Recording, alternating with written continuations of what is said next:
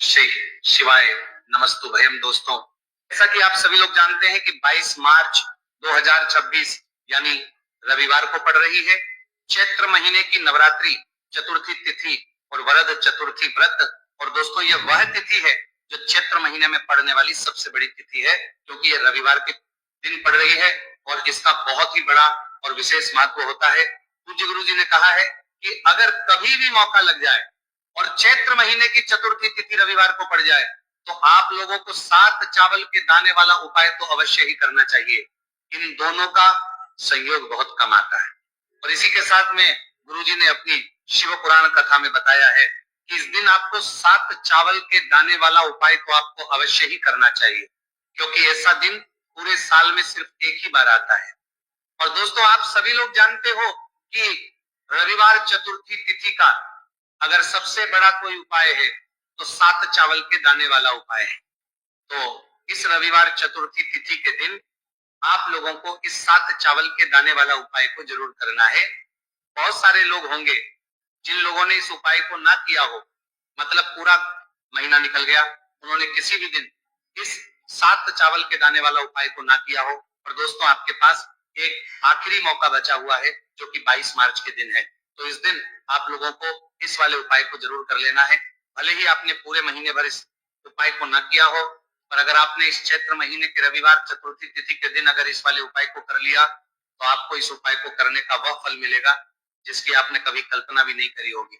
इसीलिए आप लोग इस वाले उपाय को एक बार जरूर कर लेना है, ताकि आप लोगों के हाथ से ये मौका ना जा सके और आपको इस उपाय को करने का फल मिल सके। दोस्तों, यह उपाय पंडित जी ने अपनी अभी की ही श्री शिव महापुराण की कथा में बताया है, जिस उपाय को आज हम आपको बहुत अच्छे से समझाने वाले हैं। इस वीडियो को देखने के बाद इस उपाय को के लिए आपको कोई और वीडियो को देखने की जरूरत नहीं पड़ेगी। तो चलिए दोस्तों, उपाय को शुरू करते हैं। देखिए, ये इस चैत्र महीने के रविवार चतुर्थी तिथि के दिन ये इतना खास होता है, इतना महत्वपूर्ण होता है।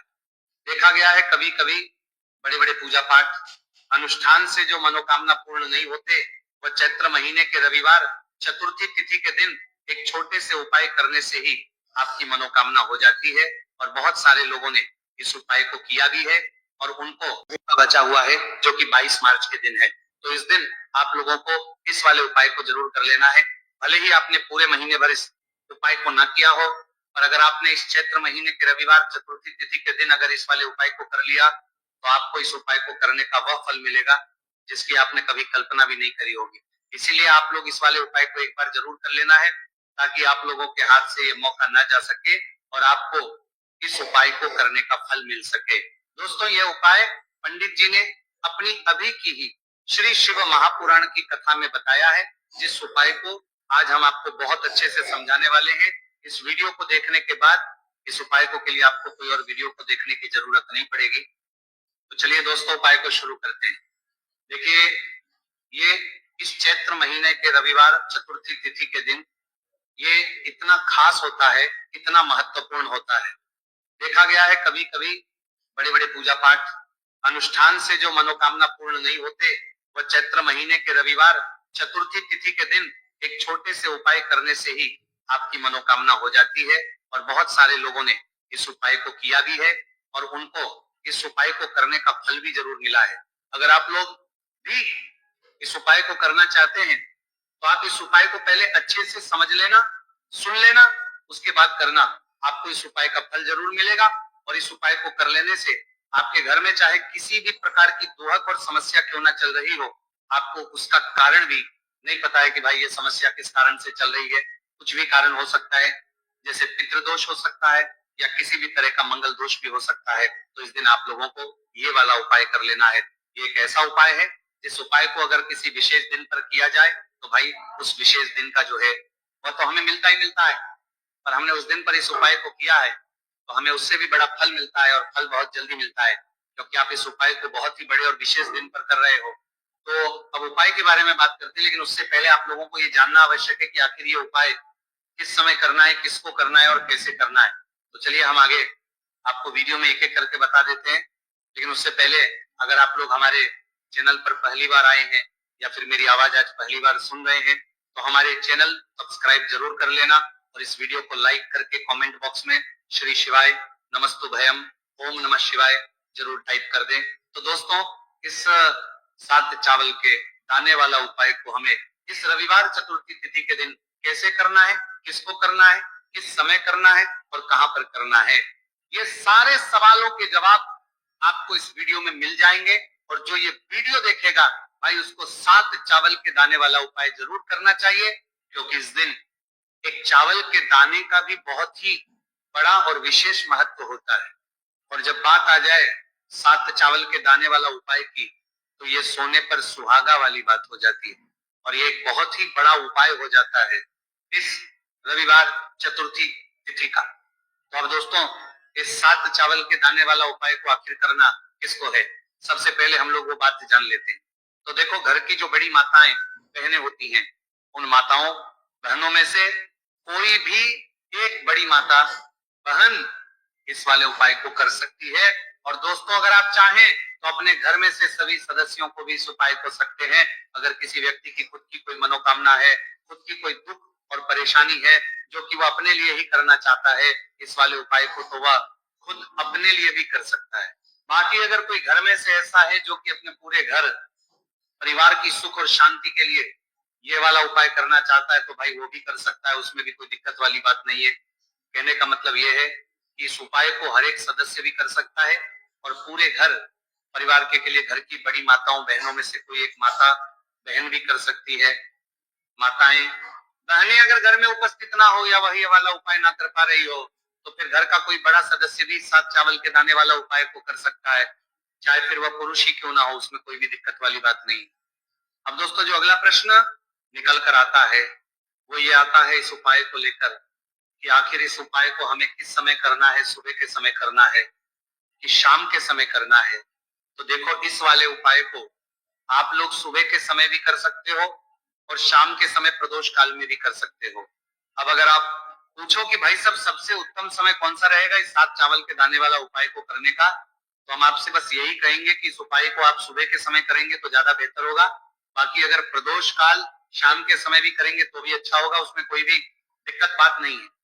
तो अब दोस्तों, जो अगली सबसे बड़ी और महत्वपूर्ण बात आती है वह ये आती है कि सुबह अगर हम उपाय को करेंगे तो हमें कितने बजे से लेकर कितने बजे तक के बीच में करना है, और शाम के समय प्रदोष काल में करेंगे तो हमें कितने बजे से लेकर कितने बजे के बीच में करना है। तो देखो, सुबह जितनी जल्दी हो सके आप उपाय को करने की कोशिश करना। बाकी अगर किसी कारणवश लेट भी हो जाओ, थोड़ी देर भी हो जाए, तो 10 या 11 बजे तक भी आप उपाय कर लेना, पर 12 बजे से ज्यादा देरी ना हो। ठीक है, इस बात का ध्यान रखना। उसके बाद में दोस्तों, अगर शाम के समय प्रदोष काल की बात करें, प्रदोष काल का जो समय है होता है वो शाम के 6 बजे से शुरू हो जाता है। मतलब शाम के 6 बजे से लेकर 7 बजे के बीच का जो समय होता है, ये समय प्रदोष काल का समय होता है। तो आप इस उपाय को 7 या 8 बजे के बीच में भी कर सकते हो। मतलब शाम के 6 बजे से रात 8 बजे के बीच में आप कभी भी इस वाले उपाय को कर सकते हो, उसमें कोई भी दिक्कत वाली बात नहीं है। देखिए दोस्तों, एक एक करते हुए हम उपायों को समझेंगे। सबसे पहला उपाय बहुत ही आसान सा उपाय है। देखो, यदि आपको ऐसा लगता है कि बाबा आपकी सुन ही नहीं रहे हैं, बाबा आपकी मनोकामना परिपूर्ण कर ही नहीं रहे हैं, आपने कई उपाय कर लिए, कई आप अपनी इच्छाएं महादेव के सामने रख दी, लेकिन आपकी मनोरथ जो है वह परिपूर्ण हो ही नहीं रही है, और आप चाहते हैं कि वो मनोरथ जो आप कई दिनों से बाबा से मांग रहे हैं वह परिपूर्ण हो जाए, तो आपके जीवन की दुहक तकलीफ है ये सब दूर हो जाए। देखिए, हो सकता है आपके घर में कोई कोर्ट केस चल रहा है या आपके घर में बहुत ज्यादा लड़ाई झगड़े चलते हैं, तो आपके घर में अगर शांति नहीं है, आपके घर में धन की कमी है, धन की वजह से आपके घर में बहुत ज्यादा लड़ाई झगड़े चल रहे हैं, तो आपकी तकलीफ दूर होने वाली है। स्वयं नंदी जी वाला ये विशेष उपाय है। नंदी जी के कान में कुछ बोलना है, नंदी जी के कान में इस प्रकार से बोलना है और आपकी मनोकामना परिपूर्ण हो जाएगी। देखो, क्या क्या चीजें को लेनी है, पहले ये समझ लीजिए। आपको लेना होगा एक बेलपत्र। बेलपत्र तीनों पत्ती होनी चाहिए, कहीं से भी खंडित नहीं होना चाहिए। ठीक है, बेलपत्र के साथ में आपको लेना है पीला चंदन, मात्र एक बूंद, मात्र एक बूंद। छोटी सी टिक्की आपको लगानी है बेलपत्र में, इसीलिए थोड़ा सा ही पीला चंदन आपको लेना है और इस पीले चंदन के अंदर थोड़ा सा जल मिला देना है ताकि गीला हो जाएगा, पेस्ट के रूप में तैयार हो जाएगा। आ गई इतनी बात समझ में? अब आप क्या करना है, आपको साथ में लेना है 7 चावल के दाने। महादेव आप आपका साथ देने वाले हैं इन 7 चावल के धनों से। अब आपको क्या करना है, भगवान शिव के मंदिर में आपको जाना है। नंदी जी बैठे हैं, नंदी जी के पास में मतलब जो पैर उठा हुआ रहता है ना नंदी जी का, उस साइड आपको सीधे साइड आपको बैठना है। इस यहाँ पर जैसे ही बैठोगे यहाँ पर आपको बेलपत्र लेना है, और बेलपत्र की जो ये बीच की जो डंडी है यहाँ पर आप मात्र पीले चंदन की एक बिंदी लगा देनी है। पीले चंदन की बिंदी लगा दी। अब ये जो ऊपर वाली जो पत्ती है यहाँ पर एक एक करते हुए 7 चावल आपको रखना है। ठीक है, 7 चावल आपने ऊपर वाली पत्ती पर रख दिए।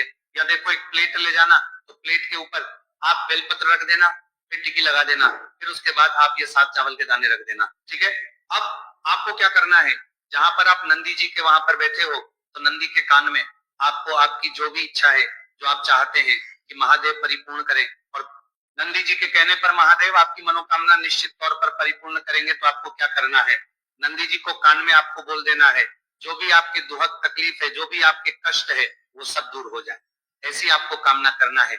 और नंदी जी के कानों में आपको बोल देना है जो भी आप चीज बोलेंगे वो नंदी जी भगवान शिव से विनय करके बोलेंगे, और नंदी जी की बात भगवान शिव नहीं टालते। और इसीलिए जो भी इच्छा है, आपकी जो भी कामना है, वो आपको विशेष बोलना है, और उसके बाद आपको वहां से उठना है। ठीक है, नंदी जी को कान में मनोकामना बोल दी, फिर उठना, फिर उसके बाद भगवान शिव के वहां पर जाना, और ये जो बेलपत्र है, ये बेलपत्र चिकना वाला साइड जो है, और भगवान शिव के शिवलिंग के ऊपर इसे अर्पित कर देना है। अर्पित कैसे करोगे, जो बेलपत्र का जो चिकना वाला साइड है वह नीचे की साइड हो जाना चाहिए। अब से ही आप अर्पित करने जाओगे तो चावल के दाने तो गिर जाएंगे, यानी कि जैसे ही अर्पित करने जाओगे तो भगवान शिव के शिवलिंग के ऊपर चावल के दाने गिर जाएंगे, क्योंकि वह किसी से भी चिपके हुए नहीं है, तो कोई तकलीफ नहीं है। वह जैसे आप अर्पित करोगे, ना भले चावल के दाने भगवान शिव के शिवलिंग पर गिर जाए, वह कोई तकलीफ नहीं है। बस आपको ये जो बेलपत्र है ये आपको उल्टा अर्पित कर देना है, यानी कि जो पीला है भगवान शिव के शिवलिंग पर स्पर्श होना चाहिए, और इस प्रकार से आपको अर्पित कर देना है। डंडी का जो हिस्सा है जलाधारी की तरफ हो जाना चाहिए। बस इतना सा प्यारा सा उपाय एक बार करके देखिए, निश्चित तौर पर महादेव आपकी जो भी मनोरथ है, जो बाबा से आप कई दिनों से मांग रहे हैं, वह निश्चित तौर पर परिपूर्ण हो जाएगी। आ गई इतनी बात समझ में। देखिए अब हम बात करते हैं दूसरे उपाय की। देखिए ये उपाय जीवन ऊर्जा का है, रविवार का दिन है और चतुर्थी तिथि है। अगर आपके जीवन में बहुत ज्यादा अंधकार है, अगर आपके घर के जो बच्चे हैं बहुत ज्यादा सोचते हैं, या आपके घर में कोई भी ऐसा व्यक्ति है बहुत ज्यादा सोचता है, डिप्रेशन में रहता है, तनाव उसको है, तो तनाव को मुक्त करने के लिए ये उपाय है। अगर उसके भाग्य में जीवन में तेज की प्राप्ति नहीं है, तेज यानी कि ऊर्जा नहीं है, उदासी रहती है, जीवन में आलस है, तो फिर उस व्यक्ति को ये उपाय करना चाहिए। कोई काम करता भी है तो उसमें सफल नहीं हो पा रहा है, तो विशेष ये उपाय उसी व्यक्ति को करना है। देखो इस उपाय के लिए आपको क्या क्या सामग्री लेना होगी। सबसे पहले तांबे का एक पात्र लेना, उसके अंदर घर से आपको जल भरना है। अब इसी जल के अंदर आपको लाल चंदन डालना है, एक चुटकी डालें, थोड़ा ज्यादा डालें, जितना आपको डालना है आप डालें। लाल चंदन जो होता है वो तेज की वृद्धि करता है। रविवार के दिन लाल चीजों का उपाय करना बेहद शुभ होता है, और हो सके तो लाल रंग के कपड़े पहन करके अगर आप ये उपाय करेंगे ना तो और भी शुभ होगा। ये लाल चंदन मिश्रित जल आपको क्या करना है, आपको जाना है किसी भी बेलपत्र के पेड़ के वहां पर, सुबह से लेकर के शाम तक आप ये उपाय कर सकते हैं। कल रविवार की चतुर्थी तिथि पर सुबह से लेकर के शाम तक आप बेलपत्र के पेड़ के वहां पर जाना, उत्तर मुखी होकर आपके जीवन के अंधकार दूर हो। जो भी आप स्मरण करेंगे, आप लेट उठते हैं, आपसे कोई कार्य बनता नहीं है, आपके जीवन में रोग बहुत ज्यादा है, तो भी आप ये उपाय करेंगे, अंदर की तरफ भी और बाहर की तरफ भी। आपका मुख्य द्वार यानी कि लकड़ी का जो आपका दरवाजा है, ठीक है ना, वहां पर अंदर की तरफ भी हल्दी वाले पानी का छिड़काव करेंगे, और बाहर की तरफ भी छिड़काव करते करते जय श्री हरि विष्णु, जय महालक्ष्मी, ओम नमो भगवते वासुदेवाय नमः, ओम नमो भगवते वासुदेवाय नमः, इस मंत्र का जाप करते करते आपको इस हल्दी वाले पानी का पूरे घर छिड़काव करना है। इसके बाद एक गोलबाती का दीपक तैयार करेंगे श्री हरि विष्णु के लिए। शुद्ध घी इस दीपक में भरना है, और रोई की गोलबाती लगाकर देसी घी से भरकर ये दीपक तैयार करने के बाद आपको अपने घर के मंदिर में श्री हरि और माँ लक्ष्मी के सामने लगाना है। ये उपाय करने से हमेशा सुख और वृद्धि में भी वृद्धि होती है और हमेशा निरंतर आपके घर में धन का जो प्रभाव है वो बना रहता है। और कभी भी आपके घर में ऐसा नहीं होता है कि आज आपके घर में पैसा है और कल नहीं। बहुत सारे घर आपने ऐसे देखे होंगे जहां धन तो आता है लेकिन थोड़े समय के लिए, लेकिन अगर ये उपाय आप करते हैं तो स्थिर लक्ष्मी का आपके घर में वास होता है, धन का प्रवाह निरंतर घर में बढ़ता रहता है। इसी के साथ आपको एक चुटकी जल में हल्दी डालकर स्नान कर लेते हैं तो सौभाग्य की आपको प्राप्ति होती है। जो लोग कहते हैं कि भाग्य का साथ नहीं मिलता है, भाग्य में दुख लिखा है, कष्ट लिखे हैं, हमारे तो भाग्य में ही निर्धनता लिखी है। जिनको ऐसी समस्याएं हैं कि हाथ में पैसा नहीं आता है और अगर आता है तो हाथ में रुकता नहीं है या धन आने का रास्ता ही आपको नहीं मिल पाता है, आप बहुत कोशिश करते हैं कि धन कैसे प्राप्त करना है लेकिन धन आप प्राप्त नहीं कर पाते हैं, माँ लक्ष्मी की कृपा आपको नहीं मिल पा रही है, तो हल्दी डालकर स्नान कर ले। आप इस दिन बहुत ज्यादा लाभ इससे होगा क्योंकि इस उपाय को जब आप करते हैं आपकी कुंडली में गुरु की बृहस्पति की स्थिति बहुत मजबूत हो जाती है, जिसके बाद अधिक से अधिक धनवान आप बनते हैं। तो जो लोग अपनी कुंडली में गुरु को मजबूत रखते हैं वह व्यक्ति डालकर, अगर आपके घर में बहुत धन संपदा की कमी है तो रविवार के रविवार हल्दी डालकर स्नान करना आप स्टार्ट कर दें। तो रविवार के रविवार हल्दी डालकर स्नान करना आप स्टार्ट कर दें और फिर देखें थोड़े समय में ही आपको कैसे अपने भाग्य का साथ मिलता है। तो जिन्हें भाग्य का साथ मिलता है उन्हें अपने जीवन में सब कुछ बहुत आसानी से मिल जाता है। एक उपाय इस दिन आपको और करना है, हल्दी से ही जुड़ा हुआ है। इस उपाय को करने से कभी भी धन की जो तिजोरी है ना आपकी, वो धन से खाली नहीं होती है। तो जो लोग चाहते हैं ना कि धन की तिजोरी हमेशा धन से भरी रहे और उसमें धन रहे, तो देखिए बहुत छोटा सा उपाय है, हल्दी का ही उपाय है और आपको ये इस दिन करना है। थोड़ी सी पिसी हुई हल्दी लेंगे, शुद्ध जल इसमें डालेंगे और इसका गाढ़ा गाढ़ा पेस्ट घोल आपको बना लेना है। अब हल्दी का स्वास्तिक आपको एक अपने घर में बनाना है। तो जहां भी आप अपने घर में धन रखते हैं, अपना रुपया पैसा रखते हैं, चाहे तो आप अलमारी में रखते हैं, किसी बक्से में रखते हैं, संदूक में रखते हैं, किसी डब्बे में रखते हैं, जहां भी आप अपना धन रखते हैं बस वहीं पर आपको हल्दी से स्वास्तिक का निर्माण करना है। स्वास्तिक जो होता श्री हरि विष्णु का आसन और माँ लक्ष्मी का स्वरूप होता है।